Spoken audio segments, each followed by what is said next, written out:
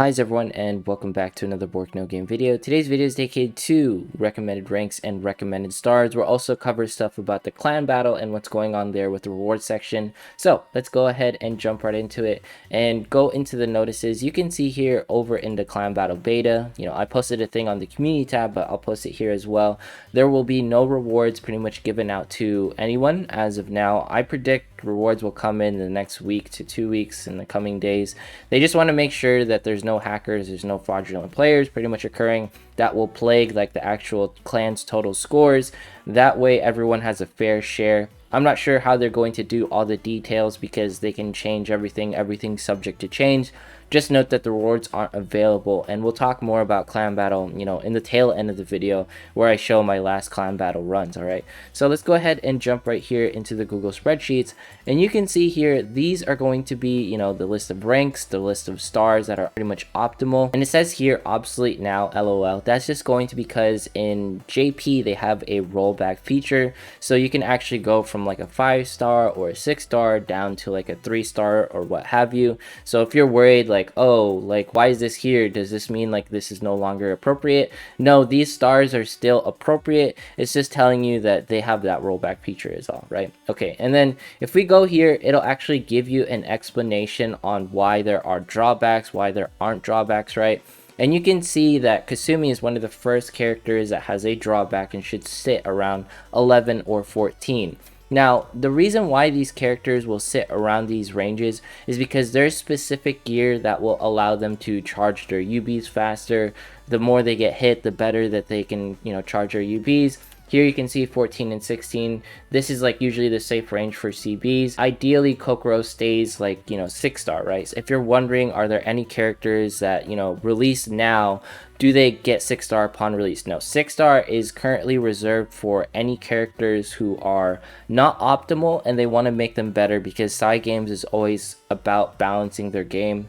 They're not, going to release pre-fest like Kokoro with 6 stars. That's not going to happen. So it's just one of those things where Cygames is always aware of their PvE content, and they want to make all of their characters and have all players be capable of participating in the PvE game modes that they set out, right? And here you can see that there's an explanation here where pretty much on R10 for Princess Kokoro has the best TP gain, R14 best TP reduction, all right? That means the boss or the enemy will get TP reduction, and then R19 is the best healer. Honestly, I would keep her at R10, that way she can get more TP gains, and then you can probably do R19 much later down the road, but R10 is probably going to be the best bet for her. And then keep her at 3-star, and you probably want to make her 5-star if you're going the rank 19 route. But honestly, Princess Kokoro shouldn't sit any higher than that. She's going to be a great beginner character for everyone who's joining JP, right? We can pretty much see all the characters. I'm not going to break them down in detail very much further, because a lot of this information isn't going to apply to us in global, because, rank 11, 6 stars, that's going to be very far away from us, and the characters who benefit from like 6 stars and 5 stars and 3 stars are fairly far away.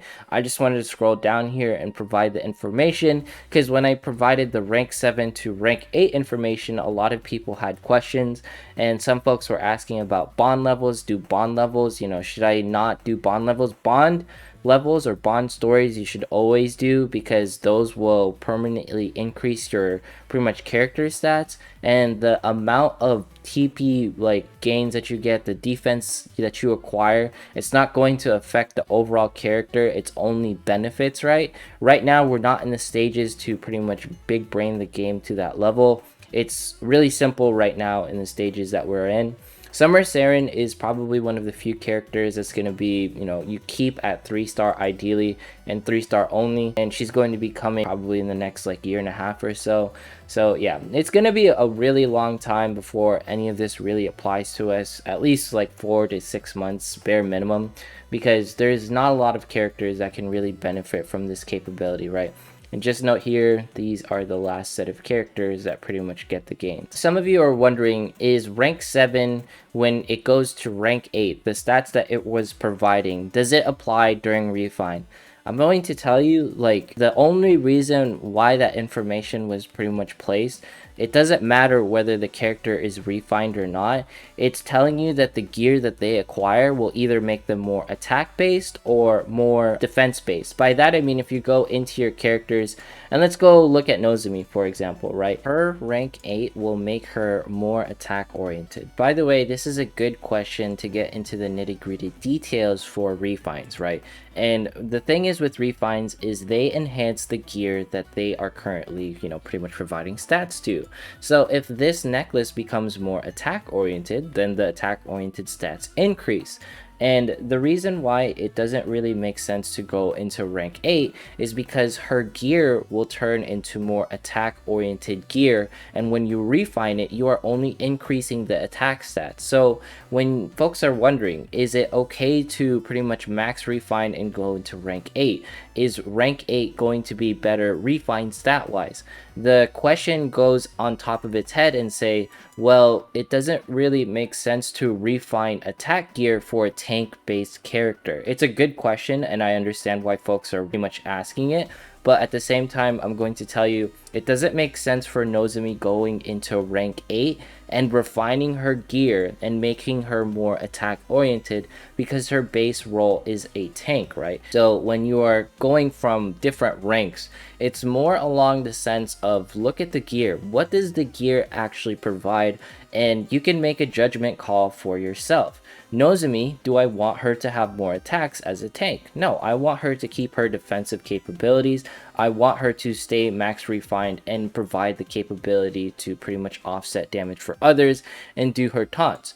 For Kokoro, if she had something where she gained more attack, but her defense is lowered, that's actually fine, because she can actually spam her TP more, she can pretty much have more capabilities. For this character in particular, Kokoro, it's okay if her defense stats pretty much decrease, because she is not really a tank, right? So it's one of those things where you can also make your own judgment calls, and you can see their future gear if you click like their character profile and you go into rank details, and you can check out the gear and like, oh, that one is more attack based. In the future, if I want my Kokoro to be more attack based, then you can go from there. These are the things that are going to make things a little bit more different from other players, because you can tell what each gear piece does. So you don't even have to take my word for it, because sometimes the information that folks provide, you can make a better decision yourself. But that's what I'm going to describe to you, is that the gear is specific towards the role. You have to pay attention more towards the role and less about the fact that the stat gains. All right, let's go ahead and talk about my runs from yesterday. I was pretty much going against like the mad wolf bear thing, whatever you guys want to call it, and this is the teams I run. I pretty much run it on auto for the most part, because this bear, there's no messing around with it. It will one-shot your team. And it was one of those interesting things where it's just like, I'm gonna do like a clan battle lessons learned, where I'm just like, there's like no way to handle the boss with the same exact team every single time. For some reason, there's always something better that you can do in clan battle, and that's why I love clan battle, is because it really makes Princess Connect turn into a much deeper game. There's so many optimal like ways to do certain things. There's so many timings. There's so many different ways to maneuver yourself to be just a smidge bit better than everyone else. And this is where you can make Princess Connect a sweaty game, and this is where you can make Princess Connect a more casual game. The biggest thing that I enjoyed about Princess Connect during the clan battles was that I was hearing information where folks didn't have like too many like hardcore people, but they were still ranking in the correct places. They were still, getting decent rewards from everything. And the way clan battles sort of operates itself in EN, it's completely different from the other regions, because the other regions are way sweatier. They are way more hardcore. So seeing as how I can score something like this and still remain relevant within, the top ranks, that was really nice to hear, because it makes the game much more free to play friendly for everyone. It makes it so that not everyone has to pretty much go try hard. So I like pretty much where our direction of clan battles going for the global side, because it tells me in the future we don't have to go crazy. We don't have to go too hardcore. Our community is pretty much set, so it's free to play friendly, right? And it's going to be different from the other regions. Everyone's going to be experiencing different things. Feel free to check out Tomais' video where he covers more in detail on, how CN is a little bit more competitive than us. it's going to be nice. And Orisa, you know, the next character that's going to be coming up, it's not going to be a must pull because our behavior as a region is just a lot more chill, and I appreciate that. All right. So you can see here, I'm manualing my clan battle fight for this one. This is mostly because I have Mitsuki on the front lines. Mitsuki, whenever she's pretty much here, it's way easier to tell when to do the defense breaks. As soon as that circle pops up, you spam Makoto, you go for Kaori, and then you pretty much go with all of your attackers, right? It's one of those things where if you bring other characters who don't have an easy tell for the defense breaks, it's going to be a little bit harder.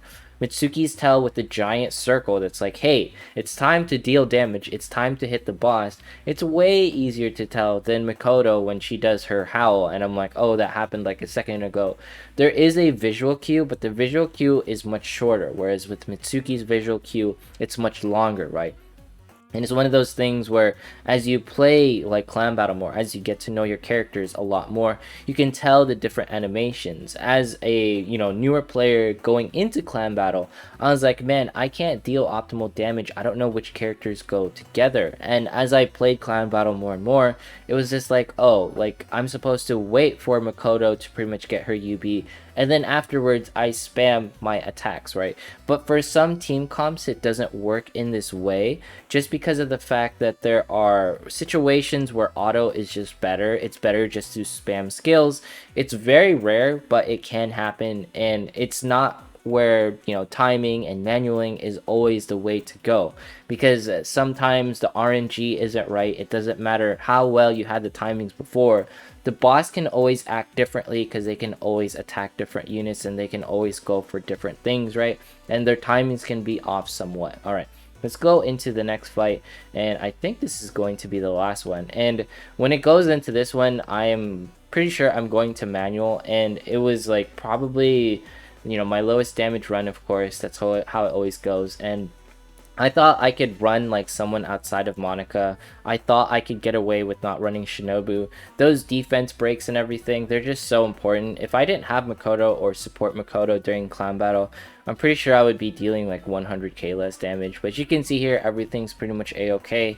Everything's going the way it's supposed to be. I think like building the third team and having a pretty much set of characters that can do magical attacks will be pretty beneficial. When Kyoka releases during her banners, I think it'll be much better for folks because it'll provide the capability to run magic teams a little bit better. Right now we just don't have a magic defense break, so it's a little hard, and we don't have like really good magic buffers.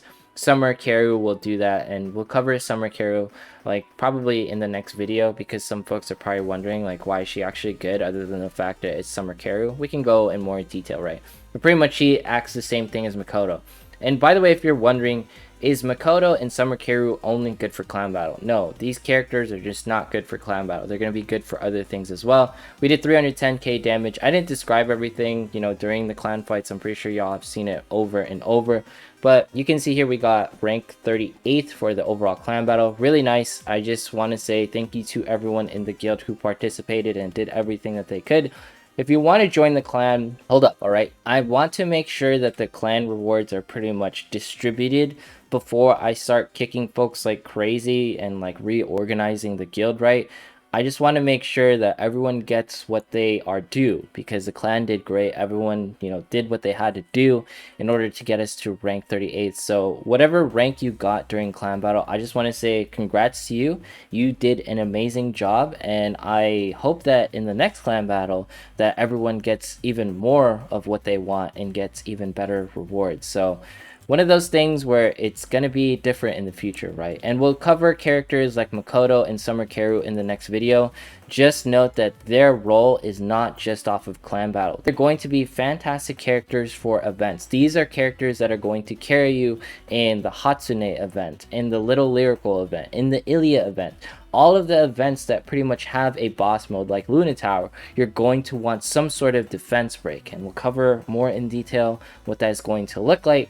But anyways, if you made it this far into this video, consider subscribing, dropping a like, leaving a comment, follow me on Twitch, follow me on Twitter. I'm so happy you made it this far into this video. Thanks so much for watching, and I will see you in the next one.